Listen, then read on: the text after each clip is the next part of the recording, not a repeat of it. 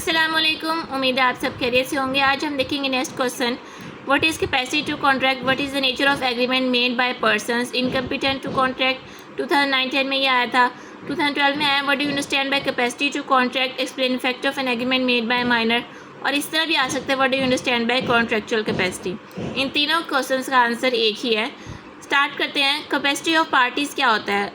According to contract act, कोई भी person जो कॉन्ट्रैक्ट में एंटर हो रहा है, वो दोनों पार्टीज़ जो है वो कम्पिटेंट टू कॉन्ट्रैक्ट होनी चाहिए। कम्पिटेंट टू कॉन्ट्रैक्ट कौन होता है? वो जो मेजॉरिटी के एज का हो, साउंड माइंड का हो और डिसक्वालीफाइड बाय लॉ ना हो। और ये अकॉर्डिंग टू पाकिस्तानी लॉ है। Person not competent to contract इसके ऑपोजिट होंगे, जो माइनर है, जो अनसाउंड माइंड का है, जो लॉ ने डिसक्वालीफाई किया है, वो कम्पिटेंट टू कॉन्ट्रैक्ट नहीं होंगे।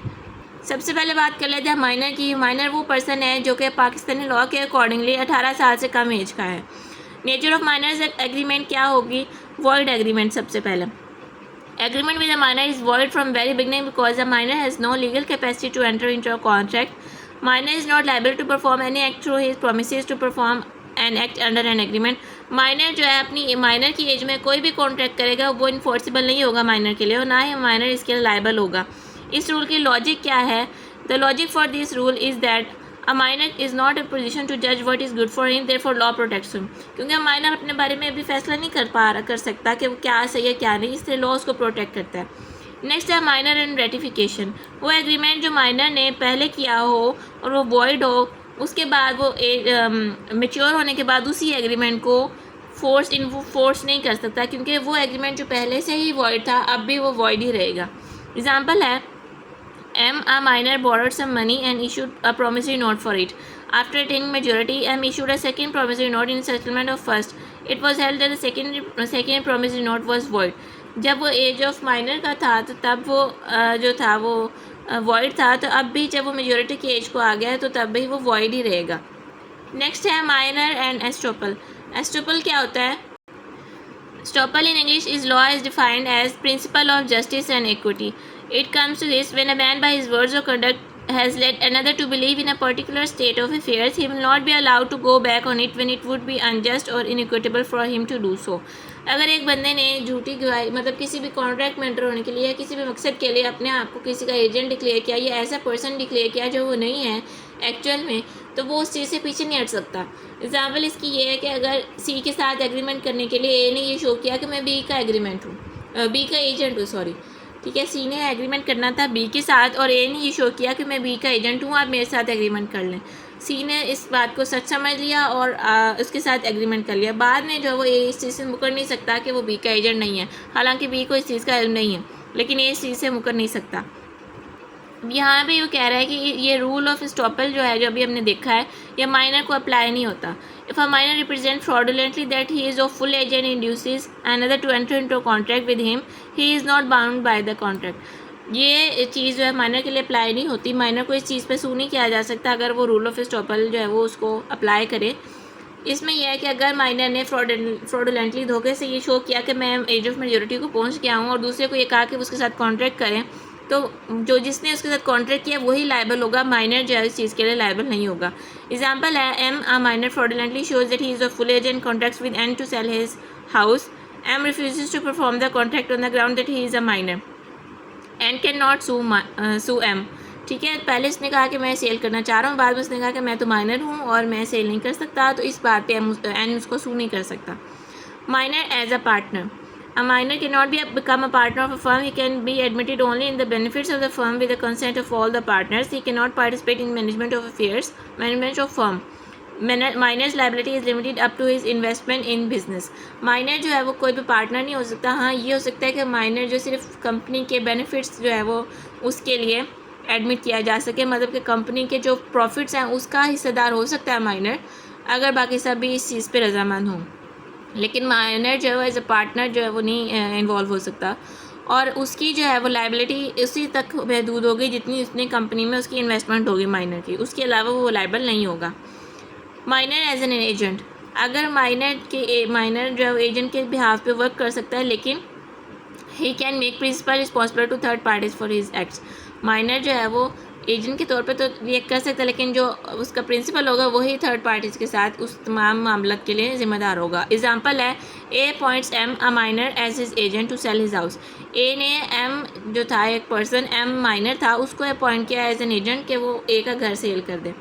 एम ने एग्रीमेंट किया बी के साथ कि वो ए का घर बेचे, तो ये एग्रीमेंट वैलिड है क्योंकि एम यहाँ डायरेक्टली जो है वो इस चीज़ में इन्वॉल्व नहीं है, उसने आगे प्रिंसिपल अपॉइंट किया है बी को। Minor as an member of company. Minor is incompetent to contract, can not become a share holder of company unless shares are fully paid.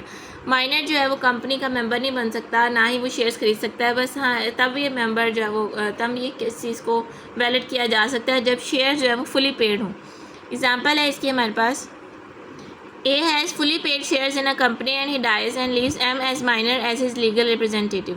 A के पास fully paid shares थे company के और उसने जो है मरने से पहले M को ट्रांसफ़र कर दिए थे, मतलब उसने लीगल रिप्रेजेंटेटिव जो था वो M को बनाया था, और जब A की डेथ हो गई तो उसके बाद वो शेयर्स जो है वो कंपनी इस चीज़ के लिए लायबल है कि वो M को ट्रांसफ़र कर दे। नेक्स्ट है joint contract by minor and adult. Where a minor and adult jointly enter into an agreement with other. अच्छा, अगर माइनर और एडल्ट दोनों इकट्ठे एक एग्रीमेंट में एंटर हो रहे हैं तो उसमें अगर कोई भी ऊपर नीचे बात होगी तो उसके लिए एडल्ट ही लायबल होगा, माइनर उसके लिए लायबल नहीं होगा। एग्जाम्पल है, a minor and adult jointly agreed to pay some amount and draw a promissory note, court held that adult was liable but not minor. Next है surety for a minor. Where in contract of guarantee an adult stand surety for a minor the adult is. अच्छा, कहीं पे अगर ऐसे है कि surety के तौर पे हम किसी पर्सन को खड़ा करते हैं तो माइनर के लिए किसी भी कॉन्ट्रैक्ट ऑफ गारंटी में अगर कोई अडल्ट है वो माइनर के लिए एज ए श्योरिटी स्टैंड कर रहा है तो वो अडल्ट ही उसके लिए लायबल होगा उस कॉन्ट्रैक्ट में, माइनर जो है उसके लिए आंसरेबल नहीं है। एग्जाम्पल है, M a minor makes a contract with X, S stand surety for M, the contract is valid. ठीक है, माइनर खुद नहीं उसके लिए श्योरिटी बना हुआ, कोई और बंदा एस जो है वो उसकी जगह पे बना है श्योरिटी, तो ये कॉन्ट्रैक्ट वैलिड होगा। Minor may be beneficiary. If an agreement is made for the benefit of a minor then minor can take benefit of the agreement. A minor can enforce a promissory note which is prepared in his favour but he is not liable. Example है इसमें, A promise to sell his house to M a minor person but later A refuses to sell the house to M can enforce the contract. मतलब ये कि कोई भी contract अगर minor के लिए बनाया गया है, माइनर उस चीज़ को इन्फोर्स कर सकता है, मतलब किसी और ने कॉन्ट्रैक्ट किया था माइनर के साथ तो माइनर उसको इन्फोर्स कर सकता है कि इस कॉन्ट्रैक्ट को पूरा करें, लेकिन खुद माइनर जो है वो लायबल नहीं होगा किसी भी कॉन्ट्रैक्ट के लिए। एग्जाम्पल ये है कि ए ने सेल किया हाउस एम को, बाद में मुकर गया कि मैं नहीं करूँगा, लेकिन माइनर जो है इस चीज़ को इन्फोर्स कर सकता है। Position of minors parents. Parents of a minor are not liable for, मतलब जो भी माइनर के पेरेंट्स हैं वो तब तक लायबल नहीं होंगे जब तक जो माइनर जो है उनको एज एन एजेंट नहीं ट्रीट करता। जब तक पेरेंट्स जो है उसके एज एन एजेंट एक्ट नहीं करते हैं तो पेरेंट्स लायबल नहीं होंगे। एग्जाम्पल है, F send his son M a minor to buy goods from S, M buys good from S, F is liable for payment. ठीक है, इसमें क्योंकि उसके पेरेंट्स एजेंट नहीं है तो फिर यहाँ पे वो लायबल नहीं होंगे, एफ़ ही जो है वो लायबल होगा पेमेंट के लिए। सॉरी, एफ़ ने सेंड किया था हिज सन को, एफ़ ने भेजा था, सॉरी आई मिसअंडरस्टूड, यहाँ पे एफ़ ने ही भेजा था एम को, तो वो उसने एज एन एजेंट भेजा है तो इसलिए एफ़ ही लायबल होगा पेमेंट के लिए। नेक्स्ट है minor and negotiable instrument. A minor can draw and endorse or bill of exchange, promissory note and checks. If party dishonor the instrument, minor can enforce it. If minor give acceptance and later refuse to make payment, other party cannot enforce it. मतलब अगर minor ने कोई भी जो bill of exchange, promissory note या check draw किया है और उसके बाद दूसरी पार्टी ने उसको डिसऑनर कर दिया है तो माइनर जो है वो उसको इन्फोर्स कर सकता है, लेकिन अगर माइनर ने एक्सेप्टेंस देने के बाद उसको रिफ्यूज़ कर दिया पेमेंट के लिए तो माइनर को वो इन्फोर्स नहीं कर सकते पेमेंट के लिए। एग्जाम्पल है, M a minor draws a bill of exchange on A accepts the bill, M endorses it to C, the bill is valid. ठीक है, इस तरह जो वैलिड हो सकता है। Minor and नेसेसरीज़। माइनर की जो भी नेसेसरीज़ के लिए सप्लाई जो है वो only his property is liable, मतलब माइनर अगर इस स्टेज में है कि कोई और उसकी जो ज़रूरियात का ख्याल रख रहा है तो उसकी पेमेंट जो है वो उतने ही माइनर लायबल होगा जितनी कि माइनर की प्रॉपर्टी है। अगर माइनर के पास कोई प्रॉपर्टी नहीं है तो उन ज़रूरियात का जिसने खर्चा किया होगा उसको पेमेंट माइनर की तरफ से नहीं मिलेगी। Minor and insolvency. A minor can not be declare insolvent even for necessary supply. अब माइनर जो है वो इंसॉल्वेंट नहीं डिक्लेयर किया जा सकता, इवन ये भी कि अगर कोई ज़रूरियात ज़िंदगी उसको माइनर को दी किसी ने तो उसके लिए भी वो लायबल नहीं होगा, ठीक है। सिर्फ उसकी प्रॉपर्टी ही लायबल होगी। अगर उसके पास कोई जायदाद है तो वहाँ से उसकी पेमेंट की जा सकती है, अगर नहीं है तो फिर वो लायबल नहीं है। Agreement by guardian on behalf of minor, guardian के बिहाफ पे अगर माइनर का कोई एग्रीमेंट हुआ है तो गार्डियन ही उसके लिए लायबल होंगे, माइनर लायबल नहीं होगा। A contract for sale of property of minor by his guardian for the benefit of minor was held valid, guardian की तरफ से अगर कोई भी कॉन्ट्रैक्ट या एग्रीमेंट किया गया माइनर की बेनिफिशरी के लिए, बेनिफिट के लिए, तो वो वैलिड होगा। नेक्स्ट आ जाते हैं persons of unsound mind. For a valid, हमने माइनर को स्टडी कर लिया, अब हम करने लगे अनसाउंड माइंड को।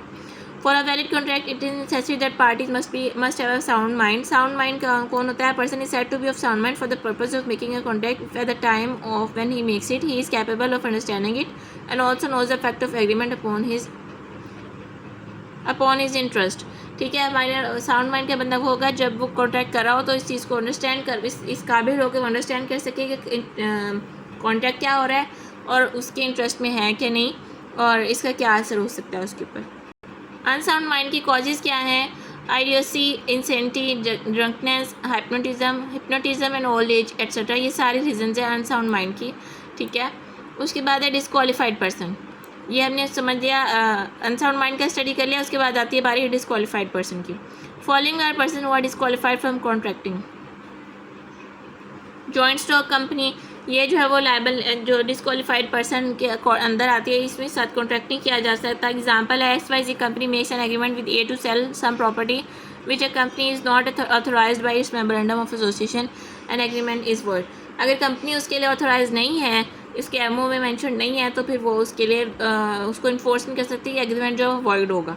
एलियन एनिमीज़, वो एनिमीज़ हो के contract with alien enemies illegal, but if alien enemy is resident in Pakistan has special license from government, he can make a contract, ठीक है। एग्जाम्पल है contract with X citizen of India without the permission of government to buy certain goods, the agreement is illegal and void. Alien enemy वो होता है जो जिसके साथ आपकी जंग चल रही हो या इख्तलाफात चल रहे हो, ठीक है। तो अगर वो बंदा आपकी कंट्री में है, मतलब फॉर एग्जांपल आप पाकिस्तान में हैं, तो पाकिस्तान के अंदर है और उसकी गवर्नमेंट की तरफ से उसके पास लाइसेंस भी है, तब आप उसके साथ कॉन्ट्रैक्ट कर सकते हैं, अदरवाइज़ आप इलीगल और वॉइड होगा। नेक्स्ट है इंसॉल्वेंट। इंसॉल्वेंट वो जो कि जो can not enter into contract with anyone about the property which will be in control of official receiver. Law ने जिसको इंसॉल्वेंट डिक्लेयर कर दिया वो एग्रीमेंट में एंटर नहीं हो सकता। एग्जांपल है an insolvent promise to sell his house to B, agreement is void. Insolvent होने के बावजूद अगर उसने कोई एग्रीमेंट किया है तो वो वॉइड होगा। कन्विक्ट वो जिसको मुजरिम कहलाया गया हो, जिसको लॉ ने इम्प्रिजन किया हो during the period of imprisonment, he is incapable, अपने कैद के दौरान में वो किसी भी कॉन्ट्रैक्ट में एंटर होने से कासिर है, वो कॉन्ट्रैक्ट में एंटर नहीं हो सकता। एग्जाम्पल है W during imprisonment enters agreement with S to sell his land, agreement is void, ठीक है, क्योंकि ये कैद के दौरान वो कर रहा है। एम्बेसडर्स जो होते हैं कि जो हमारे कंट्री के एम्बेसडर्स हैं, उनके साथ भी आप कॉन्ट्रैक्ट करने में एहतियात करें। नॉर्मली उनके साथ कॉन्ट्रैक्ट नहीं किया जाता, क्योंकि वो तो है, वो तो सू कर सकते हैं आपको, लेकिन आप उनको सू नहीं कर सकते जब तक गवर्नमेंट जो है वो उसकी प्रायर गवर्नमेंट जो है वो कोई सेक्शन उसके ख़िलाफ़ आए, तब तक वो उनको सू नहीं कर सकते, ठीक है, क्योंकि वो प्रिविलेजेड पोजीशन में होते हैं। ये था क्वेश्चन आज का। उम्मीद है आपको समझ आएगा। कोई कन्फ्यूजन तो पूछिएगा। अल्लाह हाफिज़।